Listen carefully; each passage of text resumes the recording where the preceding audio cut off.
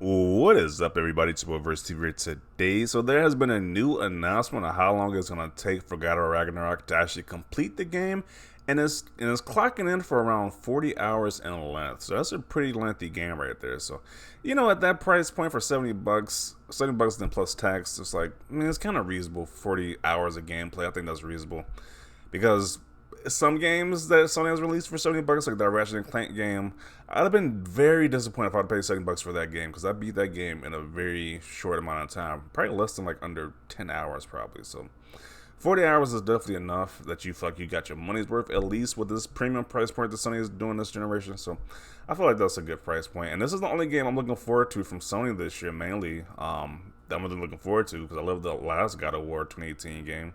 I love the series in general. Because even Horizon Forbidden West is probably like the other second game I was looking forward to this year from Sony, but it's like I'm not in a rush to play that game. Like I can probably pick up the game. It's like around like a budgeted price like 20 to 30 bucks to be honest. I'm not in a rush. Like my hype factor for Horizon Forbidden West is probably like at a 4 at most, while this is probably for God of War Ragnarok is probably like a 8 to like 9 at my hype level for. So yeah, so this is the length they have given. Ragnarok is around 40 hours in length. So it's 3.5 hours of the 20 was just cinematic scenes. So 3.5 hours is for cinematics just to get the story cut scenes out the way. And the remaining 16.5 hours for gameplay. So that's pretty lengthy right there. And 20 hours of game time is complete all the additional side quests with around 19 hours dedicated to gameplay and additional 1 hour of cinematics. So a lot of side quests in this one, which I love games with a lot of side quests. It makes it even more funner because you get to like explore the different lore, different areas, stuff like that, do these additional quests. So yeah, I'm definitely down for this. This is definitely a great announcement right here because I'm looking forward to playing this game and sinking a lot of hours into this game that I'm paying a premium price for. Because let's be honest, a lot of these games that's been premium price haven't really been worth it in my opinion. Like a lot of these games, they could have just put a $6 price tag on it, and it wouldn't have been that much difference. Like I'm really not seeing the big difference with this new price point with these games. But hopefully, this one is just going to be an amazing game. But let's see what people have to say about this. The length right here. I couldn't care less how long it is. I'll be living and breathing Ragnarok down to every square inch of it, whatever it takes. I just remember being lost in the first game, lost as a completely immersed. Okay. So only 2 days off of work, cool. Don't be like this guy. Well, I guess you can if you want to, but don't just rush through the game. It's cool when games come out. You could just go at your own pace. But I hate people who just rush through the games just so they can say they beat it. Like that's so corny. Like with a game like this with a whole bunch of side quests, you want to like fully immerse yourself in this whole atmosphere, the whole like world in general. So that's what I plan on doing. It might take me a while to beat this game. I'm not trying to just rush through it, but because I like the whole Norse mythology anyway. I think that's very interesting. So I'm probably gonna be fully immersed in this game. I'm not gonna beat it within 2 days like this guy's planning to do. But for a game like this, you probably want to take time with that game to actually fully enjoy it. But there will be some people who just rush through it though. So much for DLC. Yeah, what DLC is twice as long as the main game. People are really butthurt about that DLC comment. They're still mentioning that. 40 hours for completion, not the main story. Yeah, you need that good balance where it's not like Assassin's Creed games where they're like way too long to beat. So I think this is a good meeting grounds right here where it's not too long to beat and it's not super short either. So yeah, it's a good middle ground right here.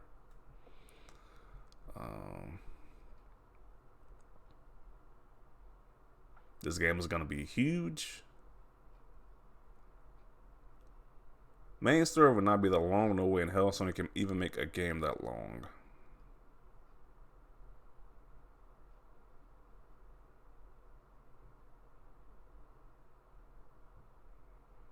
$30 of cutscenes, 5 hours of quick time events, 5 hours of gameplay, 40 hours of interactive movie. Remember when you Xbox told us Ragnarok was going to be delayed? I like how they just mention Xbox. Like, ain't this about God of War? But yet, they can't help but to mention Xbox. It's like some weird obsession they have with Xbox and Xbox gamers in general. Like, even when you get good news about your exclusive, you can only think about Xbox. That's kind of a problem right there. Shorter than Elden Ring already taken L's. I'm pretty sure it was like a sarcastic comment. Like, really. Main story or main plus side quest, God of War 2018 took me 70 to 80 hours for 100%. Yeah, that's too long. I'm not playing a game for that long. 80 hours. Well, then again, I can't say that because I ain't playing Nino. My time logged into Nino Kuni was like 50 hours. I can't even say that. Yeah, I guess if a game was really that immersive, you would take that long to play that to actually play the game. So, the comment section is full of demeasuring over game length. You can spend hundreds of hours doing pointless mediocre filler, and Assassin's Creed does not make it good or fun. You can also finish Hotline Miami in 45 hours and still a great game. Let's just enjoy God of War. Yeah, at the end of the day, it just depends on if the game is good or not. But if you are paying like $70 in tax, so it's like you kind of want the game to be done in 5 hours, to be honest. Um,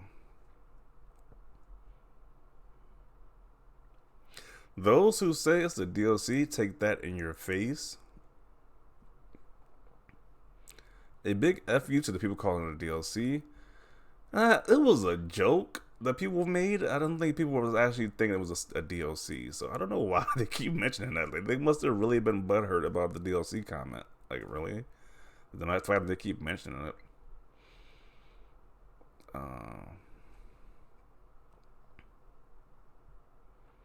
Worried about God of War Ragnarok's game length? 20 hours of story is what the last game gave us, and it's nothing more than an intro. We haven't met the main characters of this pantheon. Ragnarok hasn't started, let alone resolved. Too much to cover in one game to me. Okay, so somebody who has a problem with the game design.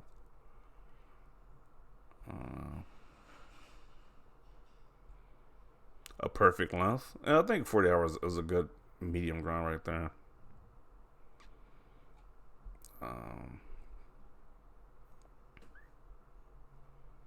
A little bit longer than the first game. 20 hours for story, 20 hours for completion. Good in my opinion.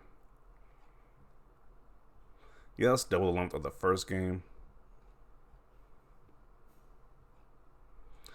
Yeah, so I think most people are kind of happy with this length that they announced already. So, I mean, I'm okay with it. I think it's worth worth the price of admission with that length right there, because, like I said before, I played Ratchet and Clank, the PS5 one. Didn't like how short it was. Like I said before, I got that game discounted, but if I would have paid full price, I'd probably been kind of heated about that. I beat that game in that short amount of time. So I think it's a pretty good length for this game. I'm definitely looking forward to it. Probably gonna pick it up day one.